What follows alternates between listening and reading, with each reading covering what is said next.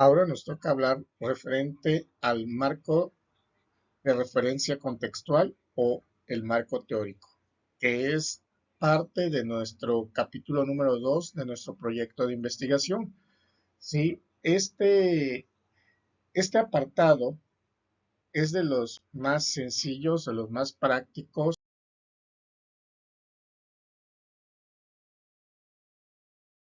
¿Por qué? Porque aquí nosotros es de donde realmente vamos a escribir toda aquella información en la que nosotros nos estamos basando de nuestro proyecto de investigación, ¿sí? Y esta información pues sale directamente de libros, de manuales, de cualquier tipo de literatura en la que nosotros consideremos.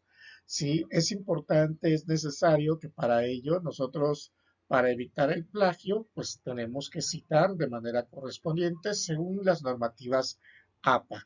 Sí, pero es importante reconocer que este marco referencial contextual o este marco teórico como tal es de donde vamos a meter toda aquella información que realmente requerimos, que realmente necesitamos, que en la que nos estamos basando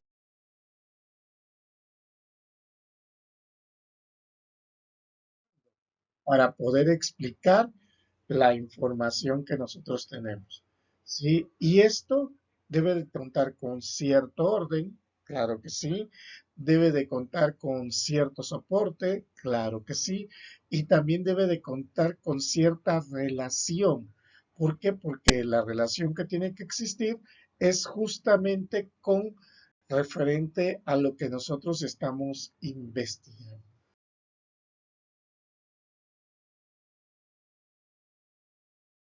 Es muy necesario de que nosotros siempre consideremos que todo aquello, todo aquel proyecto de investigación que estemos trabajando, que estemos realizando, siempre va a tener un sustento teórico.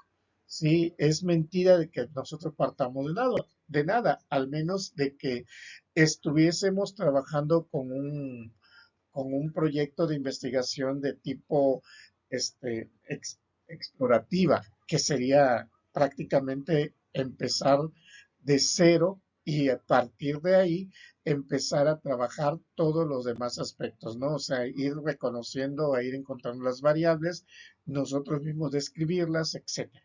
Pero tenemos que considerar que toda investigación siempre requiere o siempre necesita de ciertos fundamentos, de ciertos principios que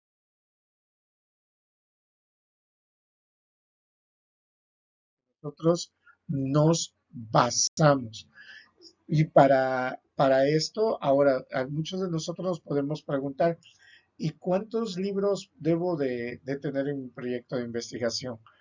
Eh, no existe un número máximo en la que pudiésemos especificar directamente cuántos libros o cuántas fuentes bibliográficas se requerirían, pero sí al menos deberíamos de manejar entre 10 y 15 cuando menos, ¿sí? Entonces, es por ese motivo de que de repente nos dicen, es que parece ser que estás utilizando muchos libros o muchos manuales o no estás proponiendo cosas, no, sí, o sea, no necesariamente es no que yo no proponga, porque al contrario, mis propuestas van a estar dentro de ese capítulo 4.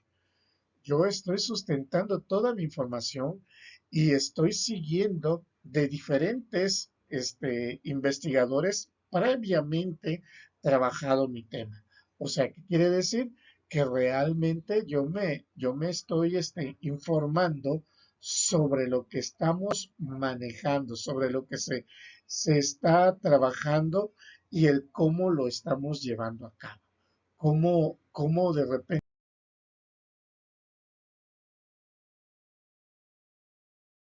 nosotros empezamos a argumentar cada, cada aspecto, ¿no? Y empezamos también a diferenciar los diferentes autores, porque hay que recordar que no necesariamente los temas siempre tengan una misma ruta o un mismo enlace. ¿Esto qué quiere decir? Que de repente puede haber que controversias o sistemas que se puedan contradecir de acuerdo con el autor. Y con ello, pues también aquí yo tengo que estar manejando y guardar una tendencia hacia con quién me voy a ir, o sea, con qué autor me voy a estar yo basando más mi teoría. Sí, entonces por ese motivo tendríamos que especificarlos y tendríamos que garantizar que dicha información realmente nos maneja de una manera práctica. Importante también dentro de esta información o dentro de ese contexto que nosotros utilizamos es el que como nosotros también tenemos que manejar los antecedentes teóricos, los antecedentes del problema, es muy necesario tener que identificar o reconocer cuáles son los principios del tema que estoy utilizando. ¿A qué me refiero con ello?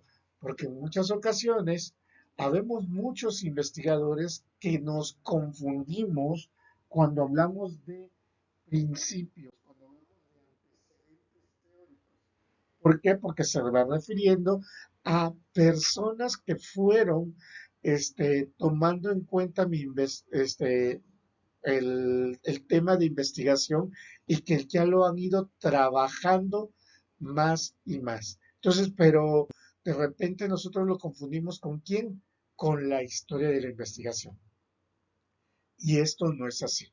La historia de la investigación sigue siendo historia de la investigación y eso se va a una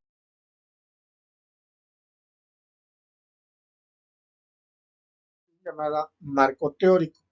Recordemos que el marco histórico.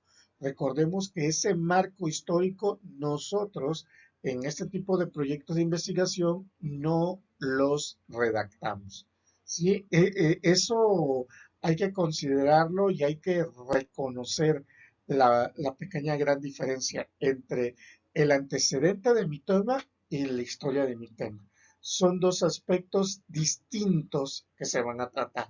El que nosotros siempre tenemos que tomar en consideración y tratarlo serían los antecedentes, los estudios previos, los estudios anteriores que se han suscitado parecidos o similares a mi proyecto de investigación. Sí, entonces a eso se va refiriendo cuando nosotros hablamos de los antecedentes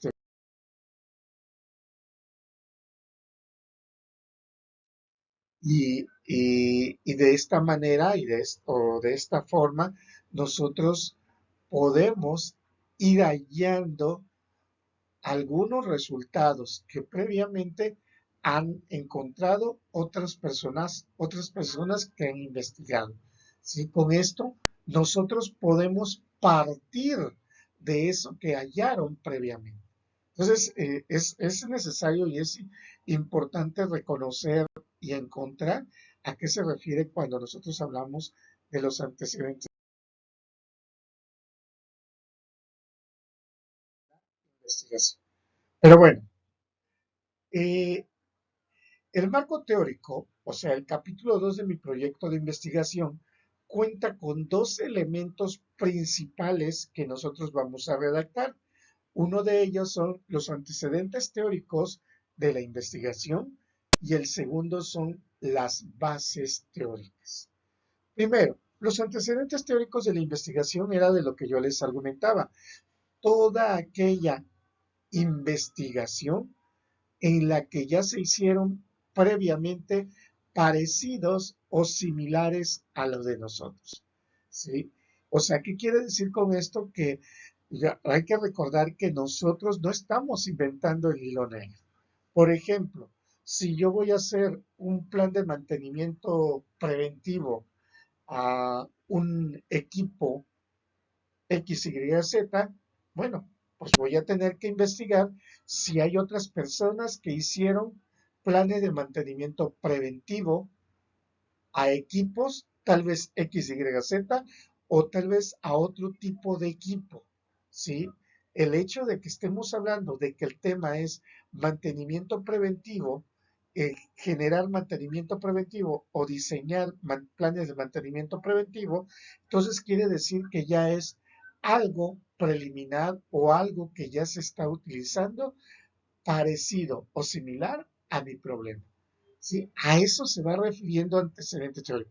Y si yo logro encontrar una investigación donde, por ejemplo, generen o diseñen el plan de mantenimiento preventivo a ese mismo equipo X, Y o Z, pero que está dentro de otra organización, bueno, yo puedo partir también de los resultados hallados por el autor. O sea, de todos esos resultados que fueron encontrados por dicho autor y con ello yo ya puedo empezar a ahondar cada vez más y más sobre.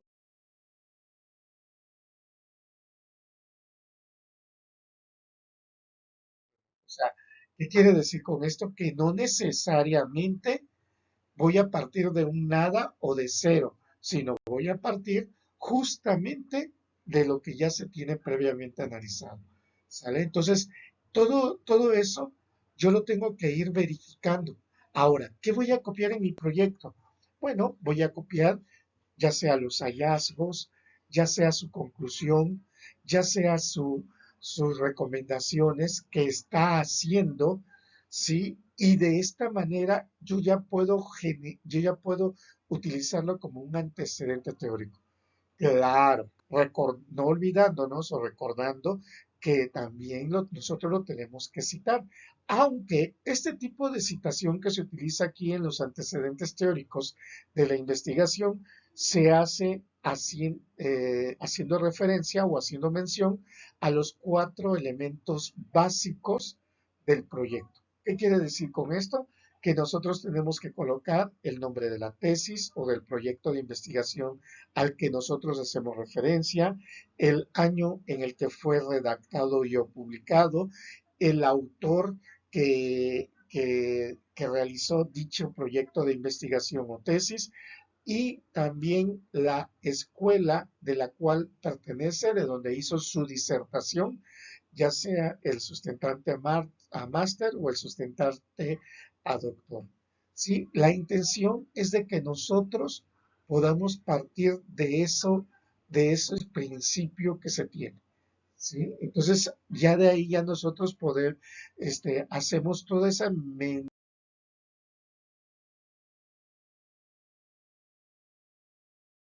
completa de sus hallazgos. Evitarse, repito, tenemos que evitar o confundir que los antecedentes teóricos de la investigación es la historia de la investigación o, perdón, la historia del objeto bajo estudio. O sea, ¿qué quiere decir con esto? Que si yo estoy hablando del diseño de un plan de mantenimiento preventivo para una máquina, un equipo X, Y, Z, yo no voy a poner cuál es la historia del equipo X, Y o Z. Yo no me voy a poner a investigar por qué se generó o por qué se inventó ese, esa máquina o ese equipo. Yo no tengo por qué redactar o por qué decir para qué sirve o bajo qué métodos se utilizó, sirvió, etcétera. Sino aquí en esta parte, como repito, tenemos que utilizar únicamente si se ha generado algo parecido al, ya sea de lo que yo quiero lograr y de quien lo quiero lograr cuando estamos hablando de mi tema o del título, de mi título de mi tema que yo tengo desarrollado.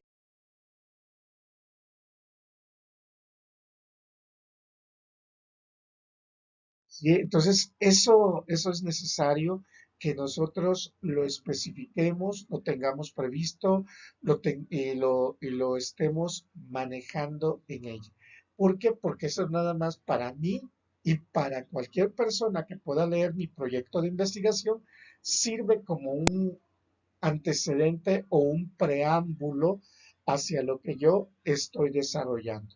¿sí? Y que también tengo entendido de que pues se ha evaluado o se ha estudiado ese mismo tema en otros momentos. Entonces, ya con ello yo ya puedo redactar dicho proyecto de investigación, ya puedo redactar ese antecedentes teóricos de investigación que corresponde al 2.1 de mi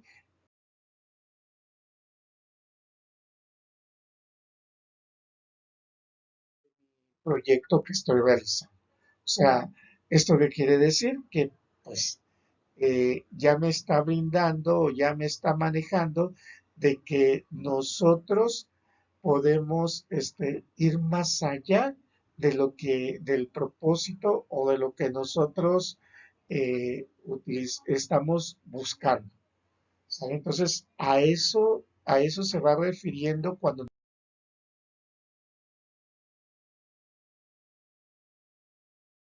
buscamos un antecedente.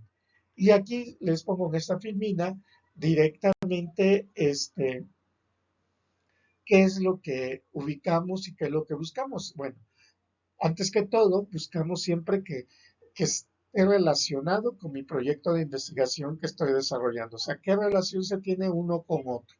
¿Y qué voy a obtener de ello? ¿O qué voy a necesitar de ello? Bueno, pues van a ser, aparte del título que yo ya tengo, bueno, qué fue lo que persiguió, los objetivos que persiguió como tal, y también sus conclusiones o hallazgos que se tenían. Entonces, para esto, yo ya pude, o yo ya tengo relacionado de toda esa información o todo ese manejo de datos que me sirve a mí como preámbulo, ¿sale? Esto está basado directamente, pues, en los libros de metodología de investigación y esto también lo podemos hallar según Casta, Chirinos y Martínez en sus diferentes libros, diferentes fuentes de investigación.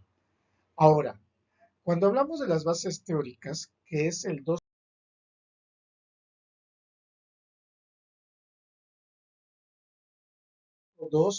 directamente, bueno, pues esta nos indica o nos dice que es todo sustento, toda aquella información que nosotros tenemos para poder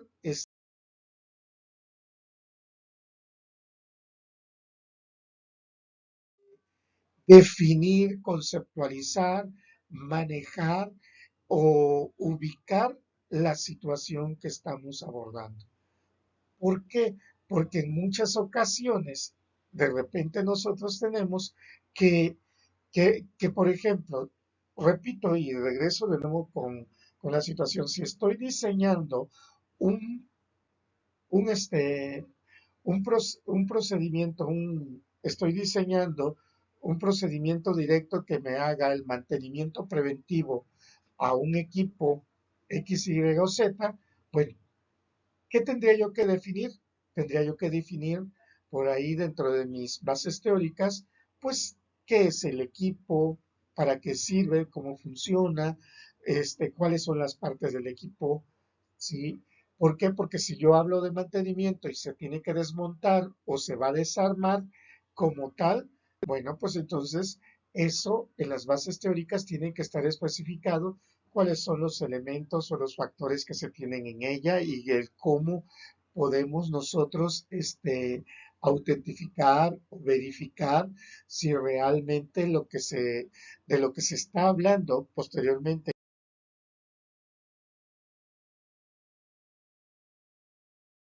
lo 4 esté relacionado con la información que yo estoy manejando en el capítulo 2. ¿A qué se refiere con esto? Bueno, pues justamente a poder ir definiendo todos los factores, todas las características directamente entre lo que nosotros teníamos o de cómo nosotros teníamos y los vamos llevando poco a poco para, para que se defina, para que se conceptualice, para que se conozca eh, todo aquello que nosotros estamos manejando. ¿Sí? ¿Esto a qué se debe o por qué se realiza en muchas ocasiones? Bueno, se realiza porque no necesariamente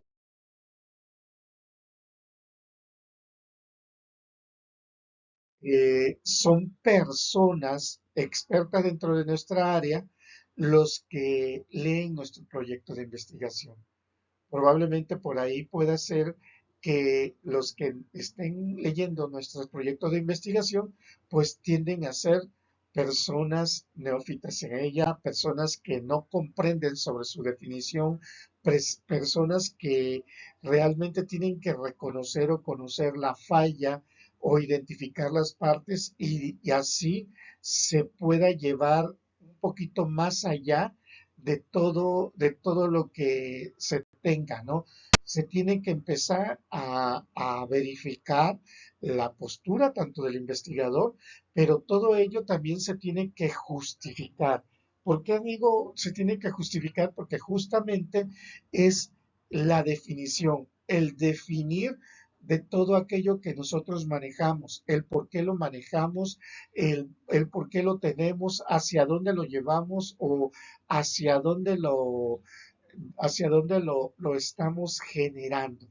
Todo eso para nosotros nos va sirviendo porque cada vez se va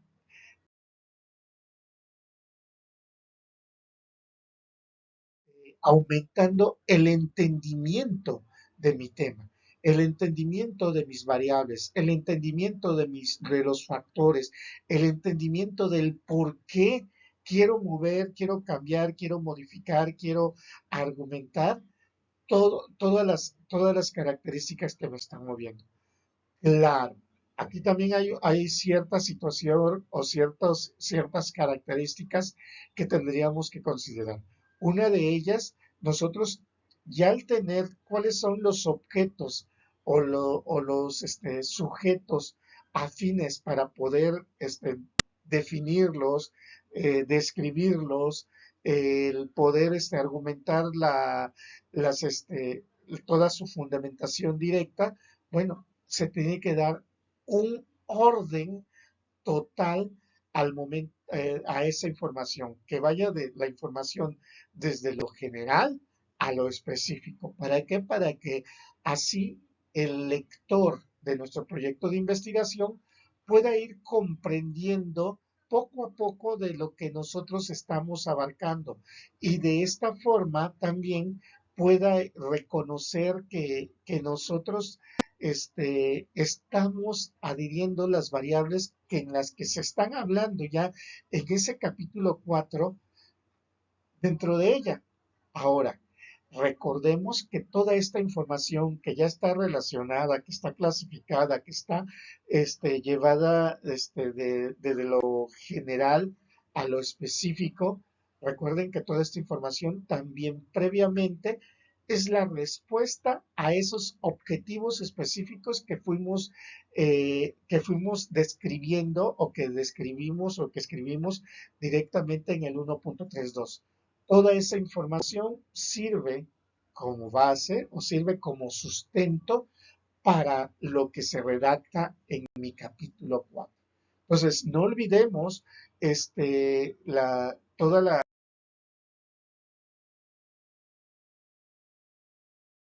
conceptualización, no olvidemos todo lo externo o todo lo que nos estábamos indicando en esos objetivos específicos.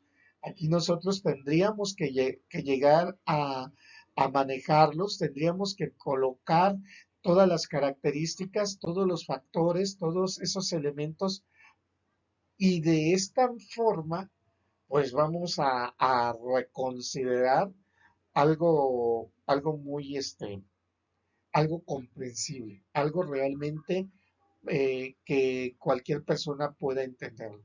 ¿Esto qué quiere decir? Así como lo dice Gómez, Van Dyck, Díaz y Hernández, nos dicen que justamente pues vamos a necesitar activar todos esos conocimientos previos, toda la información previa, toda la conceptualización previa que se tenga para llevarlo a una conceptualización propia, adoptarla. Por ejemplo, aquellos que somos neófitos en el tema, poder comprender de qué se trata y así adquirir ese proceso cognitivo, ese aprendizaje